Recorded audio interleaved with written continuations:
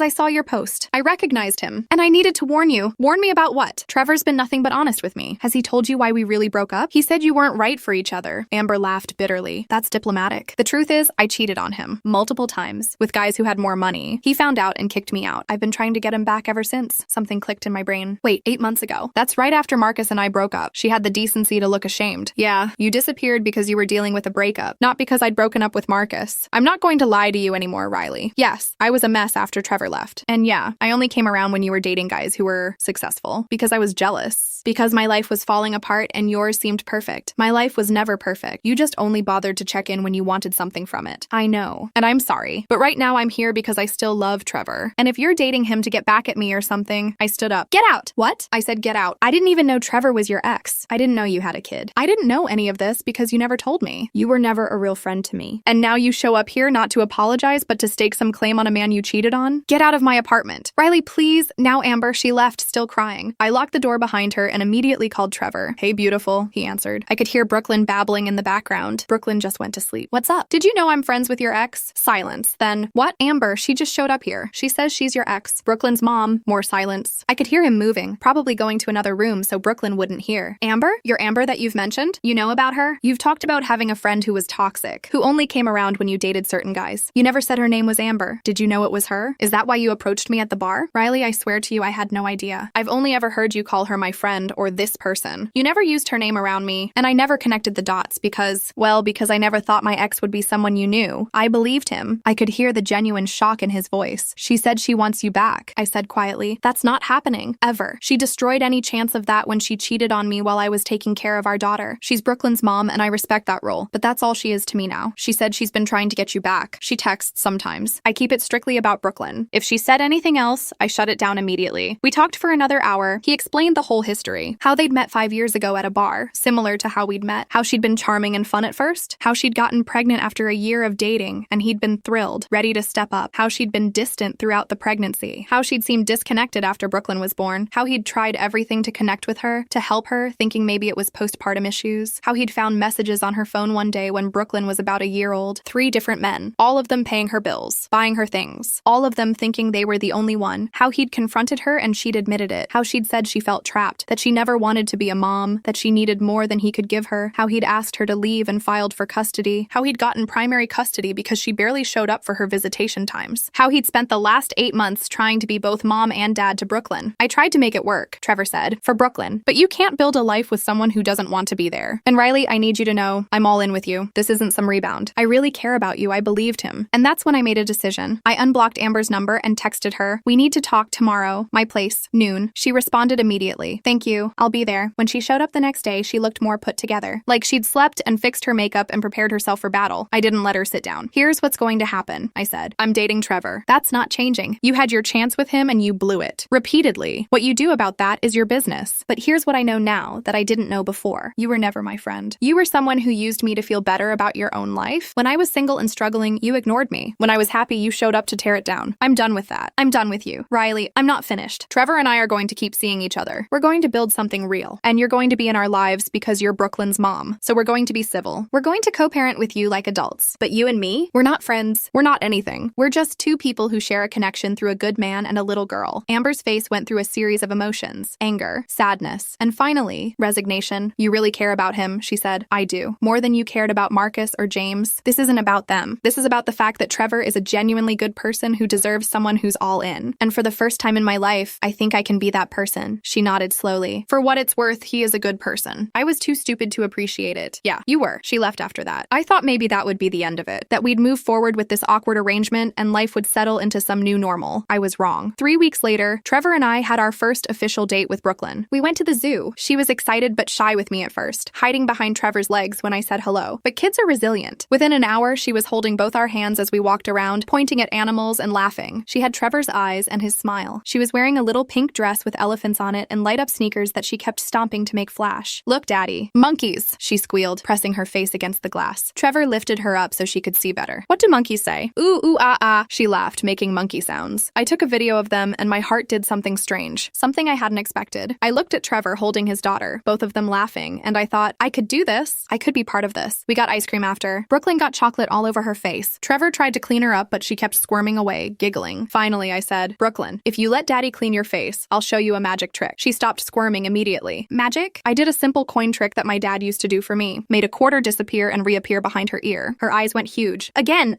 Trevor was smiling at me over her head. Not just a regular smile. A soft, grateful smile that made my chest tight. After the zoo, we went back to Trevor's apartment. Brooklyn was exhausted, practically falling asleep in her car seat. Trevor carried her inside and I followed. His apartment was a 2-bedroom, modest but clean. There were toys in the living room, organized in bins. Photos of Brooklyn everywhere. A small kitchen with cartoon magnets on the fridge. It wasn't fancy. It wasn't Marcus's sleek downtown condo with the city view, but it felt like a home. Trevor put Brooklyn down for a nap and came back out to the living room where I was looking at his bookshelf. Lots of thriller novels and construction manuals. A few children's books mixed in. Thank you, he said. For what? For today. For being so good with her. I know this is a lot. Dating someone with a kid. She's amazing, Trevor. You're doing such a good job with her. He pulled me close. I want you to know I don't take this lightly. Introducing you to her. I meant what I said about not bringing people around unless I'm serious. I know. I'm serious about you, Riley. I'm serious about you too. We kissed. And it felt different than any kiss before it. Like a promise. It was perfect. We took a photo before we left. The three of us in front of the elephant exhibit, Brooklyn's favorite. She was on Trevor's shoulders. I was standing next to them, all of us smiling. Trevor posted it on his social media that night. He rarely posted, so it felt significant. The caption was simple. Good day with my girls, my girls. Like I was already part of something. That night, my phone wouldn't stop buzzing. Messages from people I hadn't heard from in years. Old classmates. Distant relatives all saying the same thing. Did you see Amber's post? I checked her Instagram. My stomach dropped. She'd posted a long caption with an old photo of her and Trevor from years ago. They were younger, happy. He had his arm around her. She was looking up at him with adoration. The caption read, "Sometimes the greatest love stories are the ones we fight to get back. Trevor and I have been through so much, but we're working on our family for Brooklyn's sake. Co-parenting is hard, but when you still love someone, you make it work. Here's to second chances and never giving up on true love." It was manipulative. It was a lie. It was vintage Amber. My phone rang. Trevor, did you see? Yeah, I'm calling her right now. This is not okay. She doesn't get to do this. Wait, I said. I have a better idea. The next day, I went to Amber's apartment. I'd been there once before, years ago. It was in a nice building, nicer than mine. I'd always wondered how she afforded it. Now I knew. She didn't. Someone else did. She opened the door, looking surprised. Riley, what are you doing here? I wanted to talk. Can I come in? She hesitated but let me in. The apartment was messy. Not dirty, just cluttered. Clothes draped over furniture. Takeout containers on the coffee table. There were a few toys in the corner, but they looked unused, like decoration. No photos of Brooklyn on the walls. No evidence that a child ever spent time there. We sat down. That post you made, I said calmly. It was a lie. I'm trying to figure things out. No, you're trying to manipulate the situation. You're trying to make me look like the other woman. You're trying to make Trevor feel guilty. You're doing what you always do. Creating drama to keep yourself at the center of attention. That's not true, isn't it? How many times did you tell me you were going through something just so I'd be there for you? How many times did you create problems in my relationships so you could feel better about your own life? How many times did you use people? She didn't answer. I used to think you were my friend who had problems, I continued. Now I realize you're just a person who creates problems. There's a difference. What do you want from me, Riley? I want you to be honest with yourself, with Trevor, with everyone. About what? About the fact that you don't want Trevor. You want what Trevor represents, stability, someone who cares, but you're not willing to do the work to deserve it. You'd rather keep chasing men who give you money and attention and then feel sorry for yourself when it doesn't work out. Her eyes filled with tears. You don't know anything about my life. Then tell me the truth. Why are you really doing this? And then something broke. Amber started crying. Really crying. Not the manipulative tears I'd seen before, but deep, gut-wrenching sobs. I'm pregnant again, she said. I felt like I'd been punched. What? I'm pregnant, 8 weeks. It's not Trevor's.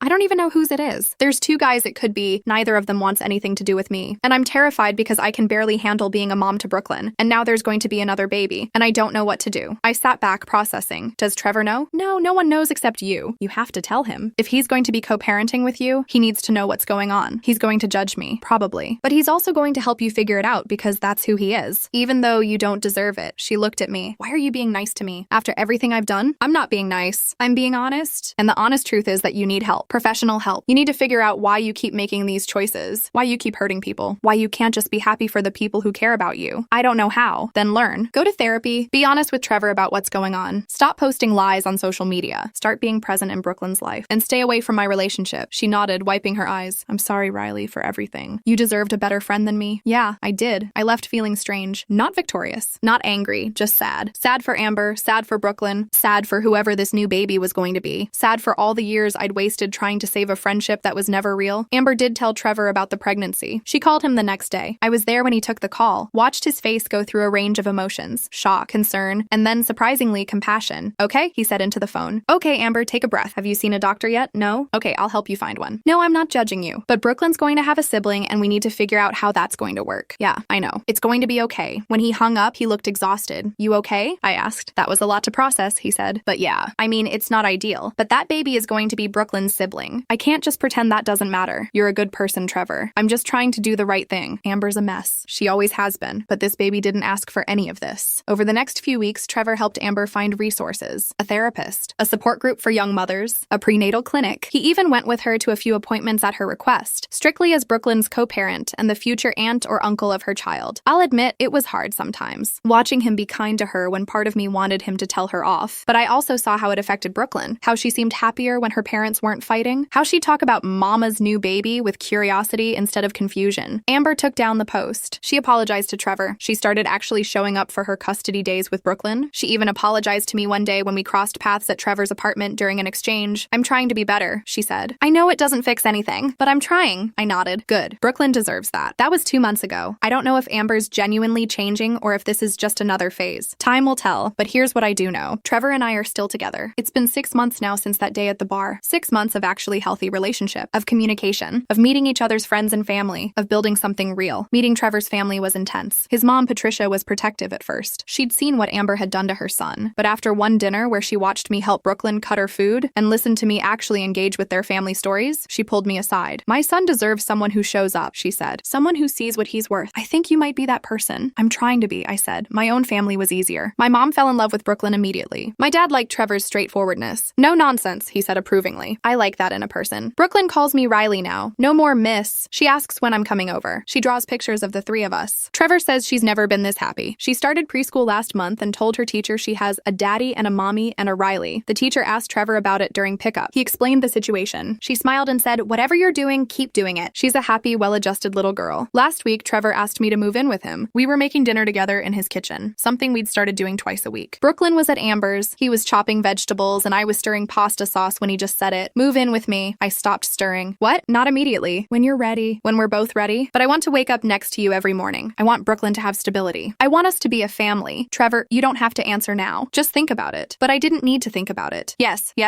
I want that too. I want all of it. He kissed me, and I could feel him smiling against my lips. We decided I'd move in after my lease was up in 2 months. It gave us time to prepare Brooklyn, to figure out the logistics, to make sure we were doing this right. I haven't talked to Amber since that day in her apartment, except for brief exchanges when I'm at Trevor's during Brooklyn's pickup or drop-off. We're civil. We're cordial. We're nothing more. She's 5 months pregnant now. Starting to show. She seems more settled, though I don't know if that will last. She's been consistent with her therapy appointments, according to Trevor. She's been showing up for Brooklyn. That's all I can ask for, and I'm okay with that. Last night, Trevor and I were lying in his bed. Brooklyn was asleep in her room. We were talking about the future, about the move, about eventually getting married, not now, but someday, about maybe having a kid of our own eventually. "Are you sure you want all this?" he asked. "It's a lot. A kid, an ex, all the baggage." "You're not baggage," I said. "And Brooklyn's not baggage. This is real life. Real life is complicated, but it's also beautiful." "How did I get so lucky?" he murmured. "I'm the lucky one." And I meant it, because somewhere in the wreckage of a toxic friendship, in the middle of Amber's manipulation and lies, I'd found something real, someone real. I used to think friendship meant sticking by someone no matter what, that it meant accepting bad behavior because you had history, that it meant putting up with toxicity in the name of loyalty. Now I know different. Real friendship is reciprocal. It's showing up when things are bad, not just when things are good. It's being happy for someone's success, not jealous of it. It's being honest even when it's hard. Amber was never capable of that, and I wasted years hoping she would change, hoping that if I just loved her enough or was patient enough, she'd become the friend I needed. But you can't change people. They have to want to change themselves. This morning, I got up early and went to Trevor's apartment. I still had my own place for another month, but I'd been spending most nights there anyway. Brooklyn was already awake, watching cartoons in her pajamas. "Riley," she yelled when she saw me, running over for a hug. I scooped her up. "Good morning, bug. What are we watching?" "Princesses." Trevor came out of the kitchen with coffee for both of us. "You're here early." Couldn't sleep. Too excited. "About what?" "Just this. All of it." He kissed my forehead. "Me too." We made breakfast together. Pancakes with chocolate chips for Brooklyn, eggs for us. We ate at Trevor's small kitchen table, Brooklyn chattering about her cartoon and the play date she had later at her friend Emma's house. It was ordinary, simple, nothing fancy or Instagram worthy. It was perfect. After breakfast, Trevor had to head to a job site. Brooklyn had a play date. I went back to my apartment to do some packing. As I was sorting through old boxes, I found a photo album from high school. Pictures of me and Amber at football games, at prom, at graduation. We looked so young, so happy. Part of me felt sad looking at those photos. Sad for the friendship I thought we had. Sad for the girl I was who didn't know any better. But mostly, I felt grateful. Grateful that I'd learned. Grateful that I'd gotten out. Grateful that Amber's worst behavior had led me directly to Trevor. I thought about texting her, telling her I forgave her or something. But I didn't, because forgiveness isn't always necessary. Sometimes the healthiest thing is just to let go and move on. I boxed up the photo album and put it in storage. My phone buzzed. "Trevor, miss you already. Brooklyn says she wants you to come to her play date. You up for a park afternoon?" Me, always. I grabbed my keys and headed out, leaving the past in a box where it belonged, because my future was waiting. In a modest apartment with toys in the living room, and a good man who loved his daughter more than anything, and a little girl who drew pictures of me and asked when I'd be there. In the promise of something real and solid and true, Amber had only come around when I had something she wanted, but Trevor and Brooklyn wanted me just as I was. No conditions, no requirements, no need to be anything other than myself. That's what I'd been searching for all along. Not a friend who showed up for the good times, but people who showed up for all the times, who chose me, who let me choose them back. The other night, Brooklyn asked me a question that made my breath catch. We were reading bedtime stories. Trevor had stepped out to take a work call. Brooklyn looked up at me with those big brown eyes. Riley, are you going to stay? Stay where, bug? Here, with me and Daddy. Forever? My throat got tight. Do you want me to stay? She nodded seriously. Uh-huh. You make Daddy smile more. And you do the best voices when you read stories. And you're not scary like some of Daddy's friends? I laughed. I'm not scary? No, you're nice. And you smell good. And you let me put stickers on your phone case. Well, those are all very good reasons. So you'll stay? I hugged her close. I'm not going anywhere, Brooklyn. Promise? Promise. Trevor came back in as I was finishing the story. He caught the tail end of the conversation. After Brooklyn fell asleep, he pulled me into his arms. She loves you, he said. I love her too. And you. It was the first time I'd said it. The words just came out. Trevor's eyes got shiny. I love you too, Riley. So much. We stood there in the hallway outside Brooklyn's room, holding each other, and I thought about the strange path that had led me here. If Amber hadn't been toxic, I might have stayed friends with her. If she hadn't sabotaged my relationship with Marcus, I might still be with him. If she hadn't disappeared every time I was single, I might never have learned to value my own company. If she hadn't been exactly who she was, I might never have ended up here. I'm not thankful for what she did. I'm not grateful for the manipulation and the lies and the years of fake friendship, but I am grateful for where I ended up. Sometimes the worst friendships lead you to the best things. Yesterday, I saw Amber at the grocery store. She was in the produce section looking tired. Her baby bump was prominent now. She saw me and we both hesitated. Riley, she said. Amber, how are you feeling? Tired, nauseous, the usual. When are you due? 3 months. It's a boy? That's nice. Brooklyn will have a little brother. Yeah, she paused. How is Brooklyn? She's great, happy, excited to start preschool. Trevor's doing an amazing job with her. And you? You're with them a lot now. It wasn't a question. Yeah, I'm moving in next month. She nodded. That's good. Trevor deserves someone who's all in. And Brooklyn deserves stability. She deserves a lot of things, including a mom who shows up. Amber flinched but nodded. I'm trying. For both of them. For all three of them, I guess. We stood there awkwardly. I should go, I said finally. Riley? Yeah? Thank you for being there for Brooklyn. For being good to Trevor. They're lucky to have you. I didn't know what to say to that, so I just nodded and walked away. It wasn't closure exactly. It wasn't some big emotional reconciliation. It was just two people who used to be friends acknowledging a new reality. And I was okay with that. Tonight, I'm packing more boxes. Trevor's coming over later to help. Brooklyn's spending the night at Amber's, giving us time to work. My phone buzzes. It's a text from my mom. Dinner Sunday? Want to see Trevor and Brooklyn before the big move? I smile and text back. Sounds perfect. This is my life now. Sunday dinners with family. Bedtime stories with a little girl who calls me Riley but looks at me like I'm part of her world. A man who works with his hands and loves with his whole heart. A future that looks nothing like I imagined, but better than anything I could have planned. I don't know what's going to happen with Amber. I don't know if she'll figure things out or fall back into old patterns. I don't know if she'll be a good mom to this new baby, or if Trevor will end up helping raise another child that isn't his. But it's not my job to wonder anymore. It's not my job to save her or fix her or hope she changes. My job is to show up for the people who show up for me. For Trevor, who texts me good morning every day even when he's up at dawn for work. For Brooklyn, who trusts me enough to hold my hand and ask me to stay forever. For my own family, who I'd pushed aside while trying to maintain a toxic friendship. For myself, the doorbell rings. Trevor, early as always. I open the door and he's standing there with pizza and that crooked smile that makes my stomach flip. Ready to pack? He asks. Ready to start, I say, and I mean it. Ready to start this new chapter. This new life. This new version of me that doesn't need to be needed but chooses to be present. That doesn't settle for fake friendships but builds real family. That doesn't chase love but receives it. We spend the night packing boxes and eating pizza and planning where my furniture will go in his apartment. Our apartment soon. He makes me laugh telling stories about Brooklyn's latest preschool adventures. I make him laugh telling stories about my coworkers' drama. It's easy. It's comfortable. It's real. Around midnight, we're sitting on my floor surrounded by boxes when Trevor says, I can't wait for you to officially be home. Me neither. Brooklyn asked me last night if you were going to be her stepmom. My heart skips. What did you say? I said maybe someday if Riley wants to be. And she said, I think Riley wants to be. She promised she'd stay forever. She asked me that the other night. I couldn't say no to those eyes. Trevor laughs. No one can. She's got her dad wrapped around her finger. You're a good dad, Trevor. I'm trying. And you're good for both of us. Better than good. You're everything. We kiss and it still feels like the first time. Like a promise. Like coming home. Later, after Trevor leaves to get some sleep before his early call time, I sit in my quiet apartment and think about the journey. About 7th grade Riley meeting Amber and thinking she'd found a friend for life. About college Riley making excuses for bad behavior. About adult Riley finally learning that sometimes letting go is the bravest thing you can do. I think about all the versions of myself I've been. The people pleaser. The excuse maker. The girl who thought being needed was the same as being loved. And I think about who I'm becoming. Someone who knows her worth. Someone who doesn't settle. Someone who chooses herself first so she can choose others better. Amber taught me what I didn't want. Trevor and Brooklyn are teaching me what I do. And sometimes that's exactly how life works. The wrong people lead you to the right ones. The toxic friendships teach you to value the healthy relationships. The heartbreak prepares you for real love. My phone buzzes one last time before bed. A text from an unknown number. I almost don't open it, but curiosity wins. Hi, Riley. It's Amber. I know I don't have the right to ask, but could you help me pick out something for Brooklyn's birthday next month? I want to get it right this time. I understand if you can't. I stare at the message for a long time. The old me would have said yes immediately. immediately, would have seen it as progress, as Amber trying, would have jumped at the chance to help, to fix, to save. The new me sees it differently. I see a woman who's finally starting to show up, who's asking for help instead of manipulating, who's thinking about her daughter first. But I also see that it's not my job to teach her how to be a mother. That's some things she needs to figure out on her own. I type back, ask Trevor. He knows Brooklyn better than anyone. It's not mean. It's not punishing. It's just honest. It's a boundary. She responds, you're right. Thank you. I set my phone down and finish packing for the night. Tomorrow I'll wake up and go to work. Tomorrow night I'll have dinner at Trevor's, our place soon. This weekend, Brooklyn and I are going to help plant flowers in the little garden patch outside the apartment building. Next month I'll officially move in, and somewhere in all of that, Amber will have her baby. She'll figure out how to be a mom to 2 kids instead of 1. She'll either rise to the occasion or she won't. But either way, it won't be my problem to solve, because I finally learned what I should have known all along. You can't pour from an empty cup. You can't save someone who doesn't want to be saved. And you can't build a healthy life on a foundation of toxic friendship. The best revenge isn't revenge at all. It's just being happy. Really, truly happy without them. And as I fall asleep in my apartment for one of the last times, surrounded by boxes and the promise of tomorrow, I am happy. Not despite everything that happened with Amber, not even because of it, just happy. On my own terms, with my own chosen family, and that's the ending I never knew I needed.